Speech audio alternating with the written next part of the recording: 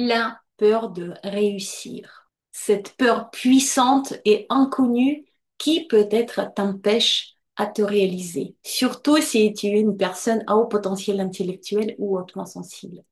On parle de cette peur dans cette vidéo et si tu la regardes jusqu'au bout, tu comprendras les causes de cette peur de réussir, comment ça se manifeste aussi bien sûr dans ta vie et surtout qu'est-ce que tu peux faire pour apaiser, pour apprivoiser cette peur de réussir. Cette peur-là passe souvent sous les radars.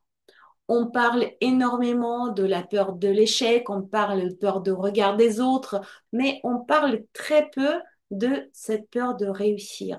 Elle est insidieuse, elle est cachée, mais elle est extrêmement puissante. Et un autre nom qu'on donne à cette peur de réussir, c'est le fameux plafond de verre. Quand tu dis j'ai atteint mon plafond de verre, je ne comprends pas, j'arrive pas d'aller plus loin, j'arrive pas à poser des actions. Or, a priori, c'est quelque chose que je veux, mais je n'y arrive pas.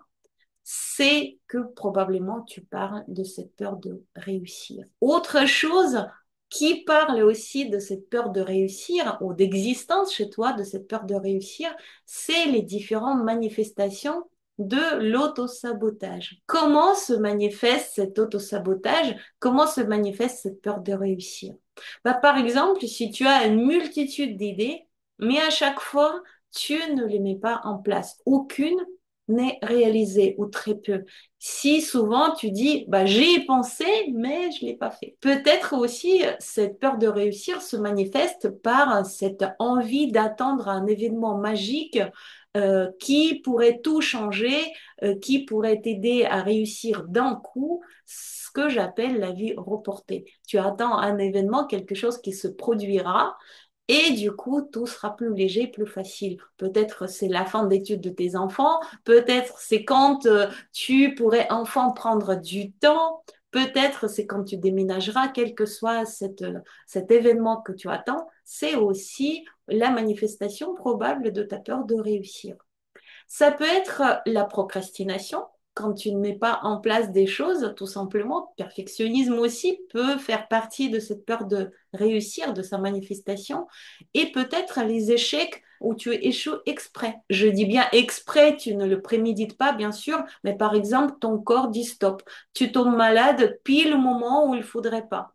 Ça aussi, ça peut être une manifestation corporelle de la peur de l'échec qui est plutôt cérébrale comme toutes les peurs. Et d'ailleurs, la cause principale, et tu le comprends, l'explication principale de cette peur de réussir, c'est comme pour toutes les autres peurs, c'est les créations de notre cerveau, créations de notre mental pour nous protéger. Pourquoi elle nous protège de la réussite? Voilà le paradoxe. Pourtant, c'est quelque chose qu'on voudrait. Bah parce que pour notre mental, la réussite comme l'échec, c'est l'inconnu. C'est quelque chose qui peut changer la situation présente, la situation habituelle, quelque chose qui est plutôt routinier. L'échec peut nous amener dans les tréfonds et changer complètement notre vie, mais la réussite aussi, ça peut modifier complètement notre vie, nos habitudes, et ça fait très peur à notre mental. Donc, comme toutes les peurs, la peur de réussir se situe dans notre mental et en particulier, c'est l'amygdale qui est responsable de notre protection. Maintenant, quelles sont les particularités des zèbres, des personnes à haut potentiel intellectuel et hautement sensibles et pourquoi chez ces personnes-là, la peur de réussir peut être encore plus puissante? Et la première chose, évidemment, tu l'as compris, c'est cette suractivité cérébrale et suranalyse. Évidemment, le cerveau étant plus puissant, on analyse beaucoup plus d'éléments, on anticipe, on se pose ces questions ici, qu'est-ce qui se passera? Enfin, on ne se les pose pas forcément consciemment, mais inconsciemment, notre cerveau fonctionne et travaille pour nous éviter tout un tas de situations désagréables et cette suranalyse est l'une des causes de cette peur de réussir. Plus on analyse, plus on projette et plus on aura peur. Second élément aussi important, c'est l'estime de soi très souvent instable ou basse chez les personnes hautement sensibles et à haut potentiel, et évidemment la présence de ce foutu syndrome de l'imposteur qui nous dit si je m'élève plus haut, je deviens visible, on va pouvoir me pointer du doigt parce que peut-être qu'on va découvrir que je suis nulle. On ne veut pas être en lumière, on ne veut pas être dans la lumière, on ne veut pas être au centre des regards. Troisième élément, c'est la peur de responsabilité. Beaucoup de zèbres me confirment qu'ils ont très peur, elles ont très peur de responsabilité, de porter les responsabilités parce que elles sont fatigables, parce qu'elles ne sont pas des marathoniens, parce qu'elles n'aiment pas maintenir quelque chose qui dit réussite pour elles veut dire devoir de maintenir cette réussite et ça leur fait extrêmement peur. Évidemment, il y a aussi la peur du rejet. Qui dit réussite dit changement d'environnement, dit probablement changement de personnes autour de moi et peut-être que si je réussis, on va pas m'aimer, on va m'aimer moi. Ou en tout cas, je vais peut-être être rejetée par les personnes qui m'aiment aujourd'hui. Cette peur est extrêmement puissante et elle est très ancienne et elle se faufile dans toutes nos peurs, ou quasiment toutes nos peurs, comme notre peur de visibilité, les peurs de prise de parole. Et il y a aussi la peur de faire de l'ombre. Et là, notre hyper-empathie des zèbres nous joue des tours. On a peur de blesser les autres, on a peur de prendre la place de quelqu'un d'autre. Si je réussis plus que mon grand frère, ma grande sœur, ma petite sœur, ma maman, etc., peut-être que je leur ferai du mal parce qu'ils vont voir leur vie différemment. Peut-être que je vais leur faire de l'ombre. Et ça, c'est quelque chose qu'on ne veut pas faire. On ne veut pas apporter de la douleur aux personnes qui nous entourent et on s'empêche de réussir. Un autre élément, et lui, il est plutôt vraiment spécifique aux personnes à haut potentiel intellectuel et hautement sensibles, c'est la peur de finitude. Si je réussis, qu'est-ce que je ferai après? C'est cette peur du vide. J'en ai parlé déjà dans d'autres vidéos. Cette peur d'arriver au bout de quelque chose et que au bout de ça, il n'y a rien, il y a le vide et ma vie sera finie. Donc cette peur de finalité, finir quelque chose, c'est d'ailleurs la peur insidieuse qui nous empêche souvent de terminer nos projets. Et enfin, bien sûr, chez les personnes hautement sensibles, il y a cette pression émotionnelle. Plus on se met la pression pour réussir, plus les émotions nous empêchent de réussir, d'arriver jusqu'au bout. Ces peurs engendrent les réactions émotionnelles puissantes et évidemment, ça nous empêche d'avancer de manière constante, de manière fiable, de se faire confiance, etc. Donc cette émotivité, cette pression plutôt, je dirais, émotionnelle aussi pèse et renforce cette peur de réussir. Maintenant, quelques pistes pour apprivoiser cette peur de réussir. Et la première, toute première piste, c'est définir notre vision de réussite. La réussite n'est pas la même pour toi et pour moi. La réussite n'est pas la même selon les personnes. Fais un tableau de vision. Imagine-toi ta réussite. Imagine-toi vers quoi tu as envie d'aller. Quelle personne tu veux être, dans quel environnement, qu'est-ce que tu veux faire de ta vie.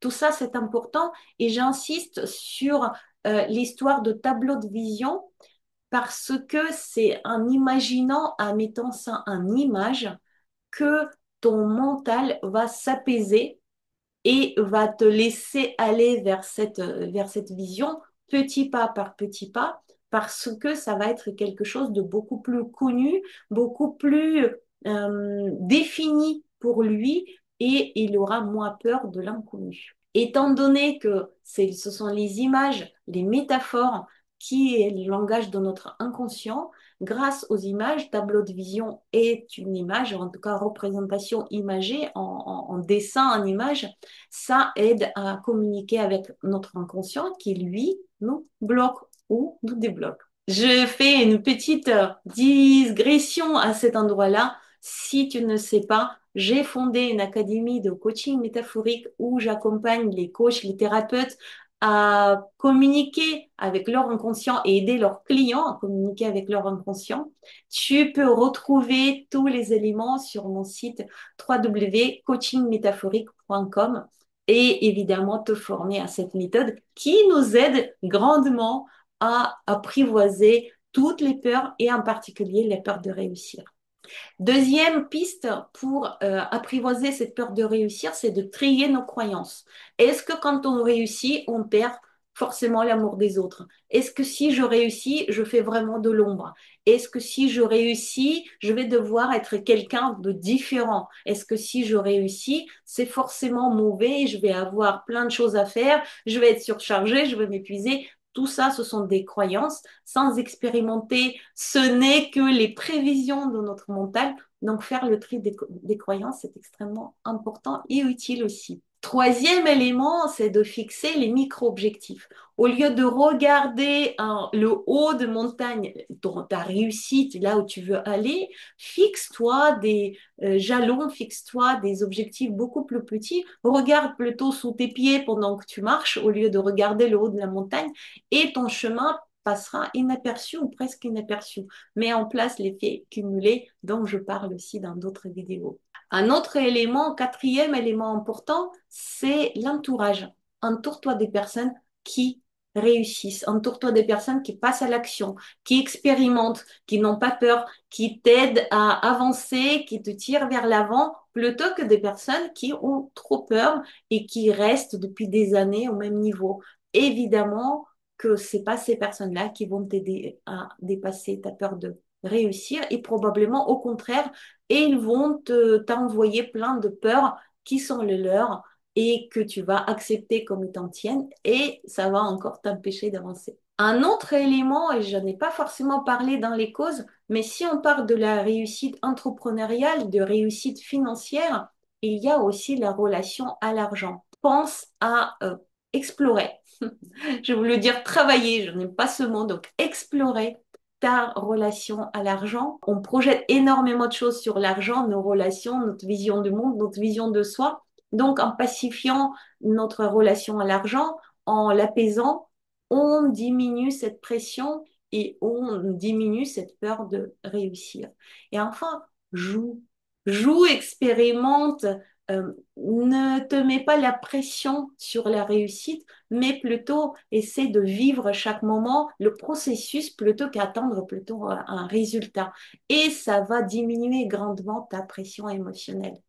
Si tu me connais bien, tu sais que mes méthodes à moi, ce sont plutôt des méthodes ludiques. Je développe les jeux transformationnels, en particulier le jeu Moi et l'argent. C'est le jeu qui permet de pacifier la relation à l'argent. Mon second jeu s'appelle Activation. Active ta visibilité, ça permet de pacifier la peur d'être visible, la peur de réussir aussi, la peur de briller. Et le coaching métaphorique dont je t'ai déjà parlé dans cette vidéo, c'est l'un des meilleurs moyens de communiquer avec notre inconscient sans aller au frontal, sans toucher nos peurs de front, mais en essayant de comprendre comment elles fonctionnent, comment on peut les pacifier en modifiant, en transformant les métaphores dans lesquelles on vit. On communique à notre inconscient une autre vision des choses et souvent, ça nous permet d'avancer et exploser, diminuer, supprimer ce plafond de verre. Voilà une vidéo très rapide sur cette peur de réussir, tellement insidieuse, tellement présente, mais tellement peu connue encore. Si tu viens de tomber par hasard sur cette vidéo, sache qu'il n'y a pas de hasard. Je m'appelle Vesselina Malum, j'accompagne les personnes atypiques pour se réaliser à leur juste manière. Abonne-toi à ma chaîne et tu y trouveras énormément de vidéos sur le passage à l'action, différentes peurs et différentes manières d'être soi-même. N'hésite pas à commenter cette vidéo et me dire comment ça se manifeste chez toi, peut-être cette peur de réussir, ou comment tu as fait pour l'apprivoiser. Et je te dis à très très bientôt pour d'autres vidéos. Ciao, ciao!